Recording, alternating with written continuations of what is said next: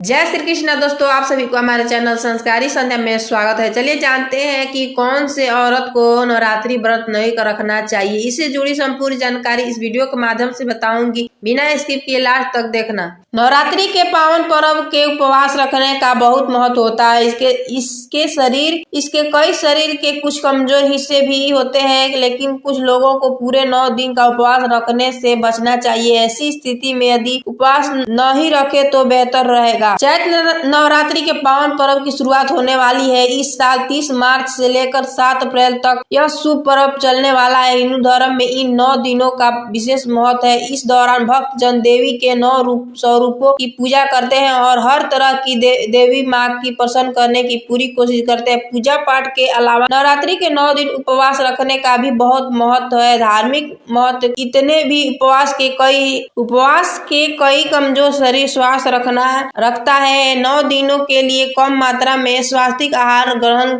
करना और अपने शरीर को एक आराम देने जैसा है, जिससे शरीर के अंदर से मजबूत होने का काम करती है। हालांकि पूरे 9 दिन उपवास करना हर किसी के लिए स्वस्थ नहीं रख सकता। कुछ हेल्थ कंडीशन ऐसे भी होते हैं जिससे लोगों को उपवास रखने से बचना चाहिए या फिर अपने डॉक्टर की सलाह पर ही उपवास रखना चाहिए। आइए जानते हैं कि किन लोगों को उपवास नहीं रखना चाहिए।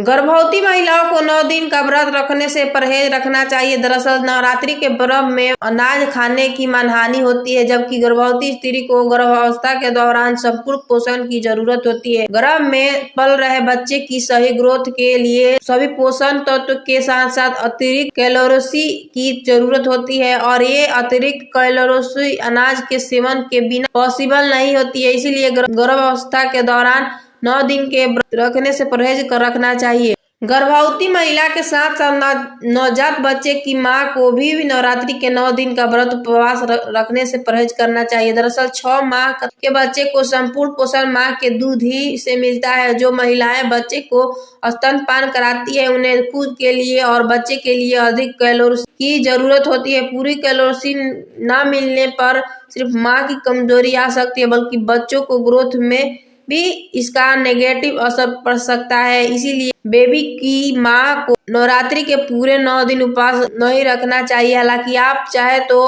पहले और आखिरी दिन व्रत रख सकते हैं। एनीमिया यानी शरीर में खून की कमी, जिस व्यक्ति को एनीमिया की कमी की शिकायत है उसे भी नवरात्रि का 9 दिन का व्रत नहीं रखना चाहिए। एनीमिया की शिकायत होने पर शरीर में कमजोरी रहती है। ऐसे में व्रत रखने पर शरीर में और भी ज्यादा कमजोरी आ सकती है। इसीलिए एनीमिया की शिकायत होने पर पूरे 9 दिन का उपवास रखने से बचना चाहिए। अगर आप उपवास रखना चाहते हैं तो डॉक्टर की सलाह जरूर लें। अगर किसी व्यक्ति को लगातार हेल्थ से जुड़ी समस्या बन रही है तो उसे भी नवरात्रि के 9 दिन का उपवास रखने से बचना चाहिए। शरीर पर किसी प्रकार की बीमारी होने पर खुद शरीर में कमजोरी आने लगती है। ऐसे में अगर व्रत रखा जाए तो ये कमजोरी और बढ़ जाती है। इस स्थिति में भी बिना डॉक्टर के सलाह से ज्यादा दिनों तक उपवास रखना हेल्थ के लिए लिहाज से भी बिल्कुल सही नहीं है। डायबिटीज पेशेंट भी न रखे व्रत। डायबिटीज की बीमारी में भी नवरात्रि के व्रत 9 दिन का उपवास रखने से परहेज रखना चाहिए। दरअसल डायबिटीज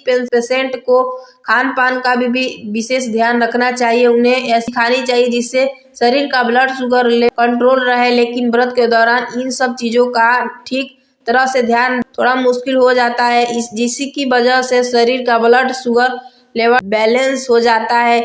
इसीलिए डायबिटीज पेशेंट को नवरात्रि के 9 दिन का नहीं रखना चाहिए और रख रहे हैं तो डॉक्टर से सलाह पर ही रखना चाहिए। अगर वीडियो अच्छा लगे तो चैनल को लाइक सब्सक्राइब दोस्तों के साथ ढेर सारा शेयर कर देना। धन्यवाद। राधे राधे।